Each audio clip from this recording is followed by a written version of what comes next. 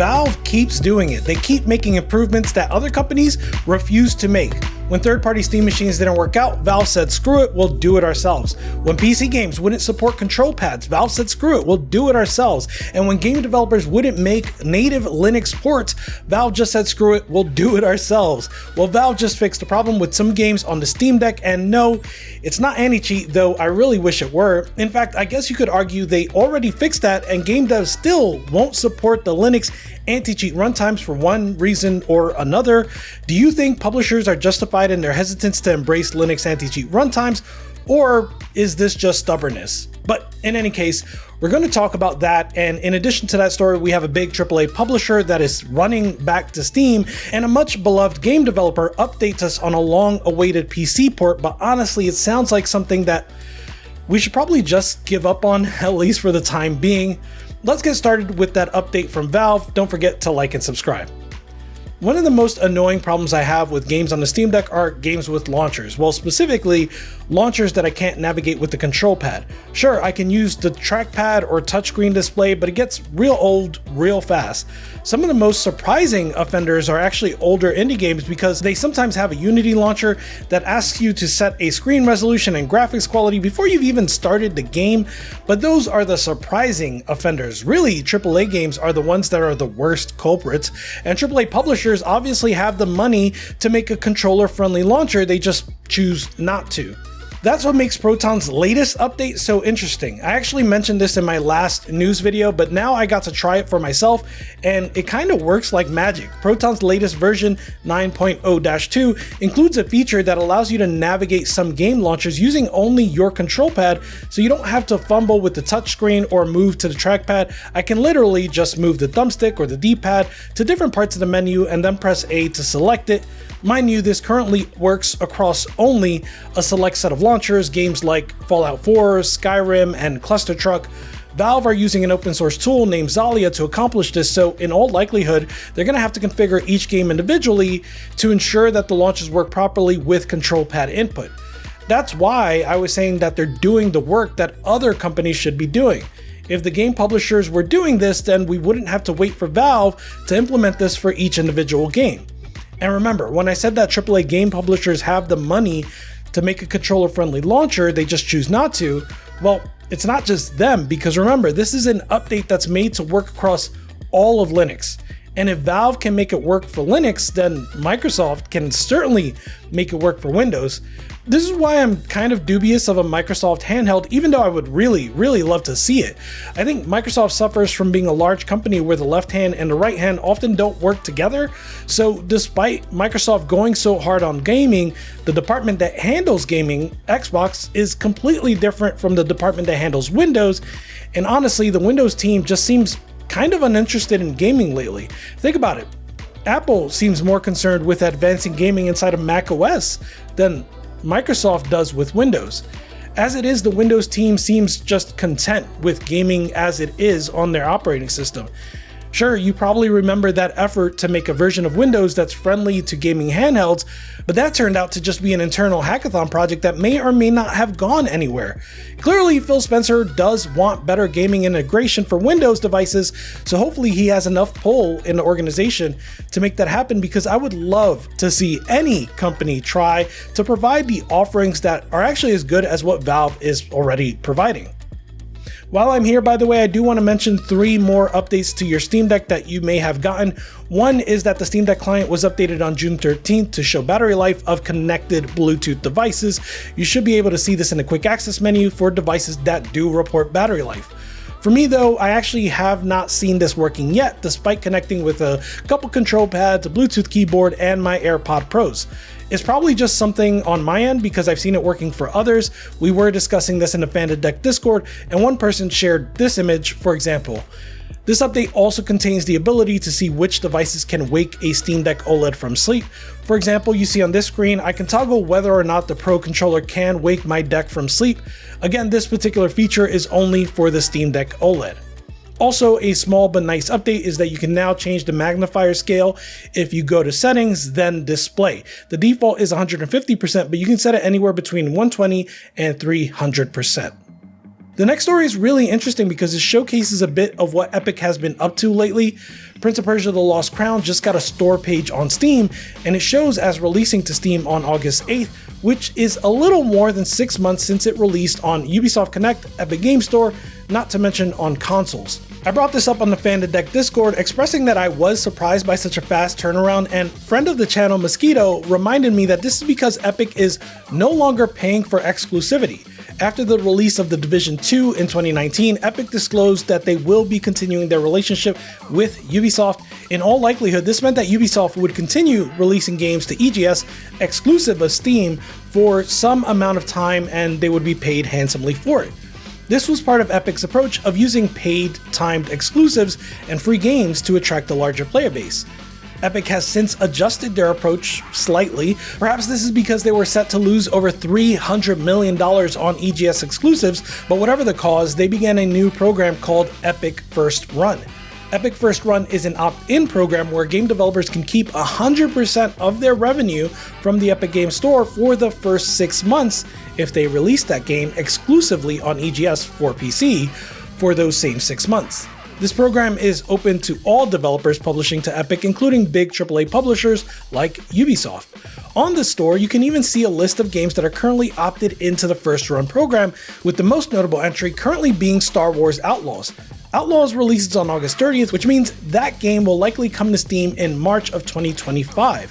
For a crowd of gamers that are extremely patient as it is, 6 months just doesn't seem like that long of a wait. At least that's gotta be the case for the large contingent of PC gamers that just don't want to buy games on EGS. This actually led to another discussion topic on the FTD Discord, where one poster said, "I don't really understand how Epic expects to garner long-term loyalty from publishers with stuff like this.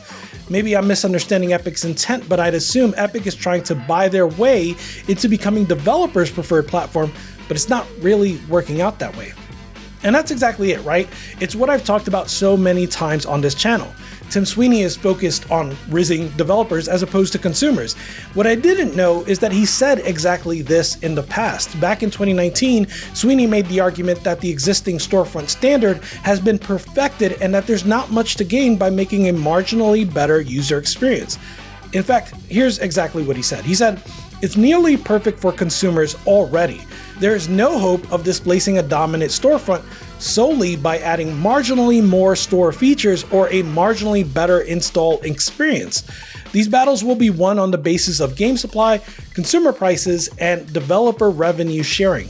We've worked to ensure it's genuinely worthwhile for developers to move to the Epic Games Store. We're giving game developers and publishers the store business model that we've always wanted as developers ourselves." Now, while I generally like the idea of appealing to developers, in this case, it does seem incredibly short-sighted to do so, or to try to do so at the expense of the consumer, because not only is the Epic Games Store failing to provide a marginally better experience than Steam, it's actually providing a considerably worse experience.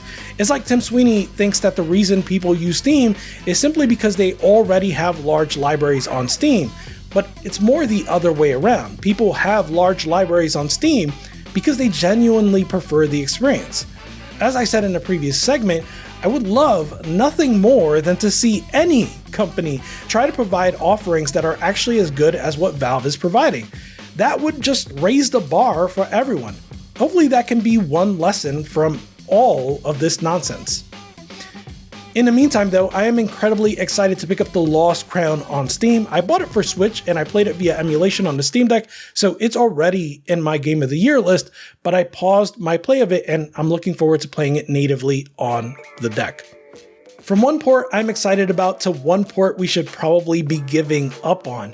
So obviously many of us are looking forward to the Shadow of Erdtree DLC for Elden Ring, which is releasing this week. Elden Ring was almost like a launch title for the Steam Deck. It released on almost the same day, and it was a long anticipated project that ended up running better on the Steam Deck than it did on Windows PCs. But with Shadow of Erdtree being on the eve of release, it brings up some much more sour subjects. Like, why hasn't Bloodborne been released on PC yet? Apparently PC Gamer asked Hidetaka Miyazaki, and his answer was telling. He first said, "I know for a fact that these guys want a Bloodborne PC port," and he was referring to team members that were in the room with him, both From Software producer Yasuhiro Kitao and interpreter Bobby Simpson. He added, "If I say I want one, I'll get in trouble as well, but it's nothing I'm opposed to. Obviously, as one of the creators of Bloodborne, my personal, pure, honest opinion is I would love more players to be able to enjoy it. Especially as a game that is now coming of age, one of those games of the past that gets lost on older hardware. I think any game like that, it'd be nice to have an opportunity for more players to be able to experience that and relive this relic of the past. So as far as I'm concerned, that's definitely not something I'd be opposed to."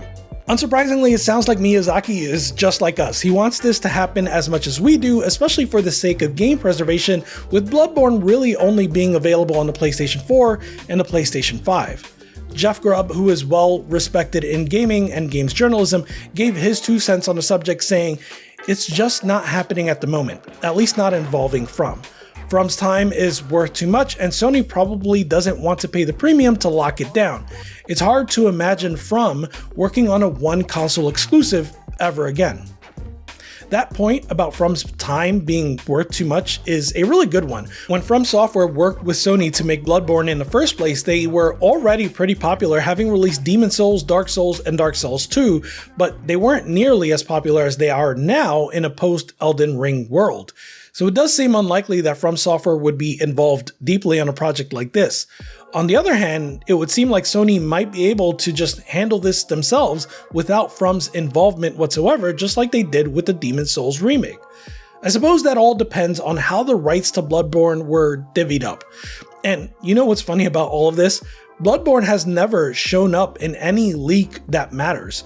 Almost every Sony game in the Nvidia leak has already come to PC, including God of War, Horizon Forbidden West, and Ghost of Tsushima. The 2 games that are still missing from that leak are Gran Turismo 7 and Demon Souls, ironically. More recently, from the Epic DB leak, the only game on there that we weren't already aware of was The Last of 2 Remastered, which you could argue we were already aware of. So it does seem a lot more likely that, like I said, we're going to get Demon Souls remake before we get a Bloodborne port on PC. Still though, at some point, Sony is going to want to cash in on this winning ticket. They'll want to do their own remake or remaster to this game and upgrade it, even if just for their own consoles. At that point, I think we can start the countdown for a PC port, but what do you think? And here are a couple quick stories for you. Crime Boss Raikei City is another game that was previously EGS exclusive coming to Steam.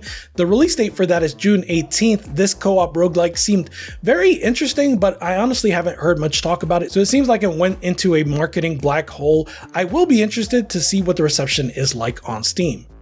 Yacht Club Games had an event called Yacht Club Games Presents, and in that there were a few announcements, with the biggest being that a new mainline Shovel Knight game is in development. YCG said that they're committed to crafting an experience that not only honors the legacy, but also pioneers groundbreaking, innovative gameplay mechanics. This isn't just another sequel, it's a bold new adventure. Well, we all know how good Shovel Knight was, so I'm actually really excited about this. On that note, they're also releasing an ultimate version of the original game called Shovel Knight Shovel of Hope DX. It has an insane lineup of 20 characters, new features like rewind and save state, local and online multiplayer, and all the classic challenges and features. They also announced new DLC for Shovel Knight Dig and showed off an updated trailer for Mina the Hollower, which is looking incredibly sick. YCG seems to be doing really great things, so I'm looking forward to seeing everything that they're currently up to. Fallen Aces released in early access and already has overwhelmingly positive reception. It's the latest game from New Blood Interactive, who also published themed classics Dusk and Ultrakill. This game is more of an immersive sim with an awesome crime noir aesthetic. I picked this one up, but I haven't had a chance to play it yet because of all the Next Fest demos I've been playing. I'll give it a shot and let you know what I think. So did you know that fellow Steam Deck content creator Gardner Bryant has a game called Dudelings? It's a really fun multiplayer game that has an awesome soundtrack, but importantly, it just got Deck verified. Check it out in case you want to pick it up. So that's going to do it for this Deck News Roundup. I hope you're all having a wonderful week. Deck Gang out. Goodbye.